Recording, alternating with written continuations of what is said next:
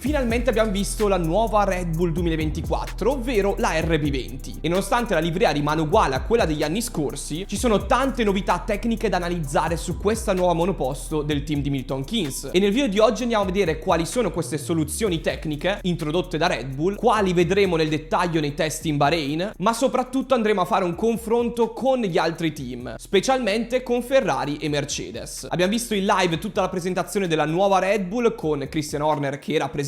Lui stesso ha smentito anche nelle interviste dicendo che continuerà il suo ruolo da team principal. Verstappen e gli altri componenti del team hanno detto che aspetteranno il processo. Fatto sta che durante l'evento di presentazione lui c'era, così come anche Adrian Newey e Pierre Waché, responsabili della nuova monoposto di Red Bull, specialmente dal punto di vista aerodinamico. E come ha confermato lo stesso Adrian Newey sul palco, questa rappresenta un'evoluzione della RB19 e addirittura della RB18. Però ha tante cose innovative che andiamo adesso a analizzare nel dettaglio, ma guardate il video fino alla fine perché dobbiamo parlare delle diverse teorie che ci sono sulle bocche di radiatori di Red Bull. E ci sono tre macro aree dove Red Bull è cresciuta tanto ed è cambiata. Sicuramente la monoposto è stata alleggerita di peso, andando addirittura sotto il peso limite di 798 kg. È cambiata la parte di aerodinamica, soprattutto nella zona delle pance, e anche la zona del retrotreno. Ora vediamo tutto nel dettaglio, ma prima di continuare vi ricordo come sempre di lasciare un like, di iscrivervi e attivare le notifiche per non perdervi nessun video che esce qui sul canale. Ogni settimana escono nuovi contenuti a tema auto e Formula 1. Ditemi nei commenti cosa ne pensate di questa nuova RB20. Vi spaventa? Secondo voi potrà confermare il dominio che abbiamo visto nel 2023? Oppure Mercedes e Ferrari gli metteranno i bastoni tra le ruote? Quale team vi ha convinto di più in queste presentazioni di inizio anno? Sono curioso di leggere e rispondere a tutti i vostri commenti. Vi ricordo anche che sarò in live per i test in Bahrain ogni sera per fare il punto della situazione, vedere chi è andato meglio e chi è andato peggio. Quindi ci siamo divertiti tanto in queste live di presentazione e ci divertiremo tantissimo anche in quelle. Prima di continuare ci tengo a ringraziare lo sponsor di questo video, ovvero Car Vertical. Infatti se volete acquistare una nuova auto usata o volete controllare la storia della vostra auto, con Car Vertical potete scaricare un report con tutte le informazioni utili sulla vostra macchina. Vi basterà mettere sull'app o il numero di targa o il numero di telaio e potrete controllare che non sia stato manomesso il chilometraggio, se l'auto ha subito un danno più o meno grave, quindi potete vedere lo stato finanziario e giuridico dell'auto. Prendiamo per esempio questa Mercedes GLE diesel e grazie a Car Vertical possiamo vedere che questa auto ha subito due incidenti, uno meno grave subito in Germania nel 2016 e uno più grave subito nel 2021 sempre in Germania con un danno tra i 30.000 e i 40.000 euro. Ma non solo, possiamo vedere anche la cronologia del veicolo, quindi quando è stato immatricolato, in che stato, quali sono stati i passaggi dell'auto, possiamo verificare che l'auto non sia stata rubata e anche, come vedete in questo caso, che il chilometraggio non sia stato manipolato. Quindi provate subito Car Vertical sulla vostra auto per verificare la sua storia e sul primo report avete uno sconto del 20% usando il codice rastro. Io sono cliente di Car Vertical ormai da tanto tempo, l'ho usato per verificare lo stato della mia auto che ho tuttora e mi sono sempre trovato bene. Trovate il link con lo sconto già applicato in descrizione e nel primo commento, altrimenti vi basterà andare sull'app, inserire il numero di targa di telaio e poi per scaricare il report inserite il codice rastro. Ringrazio Car Vertical per aver sponsorizzato questo video e ora torniamo a noi. Io sono Rastro, mi trovate anche su Instagram e ora iniziamo subito con questo video, ma prima sigla.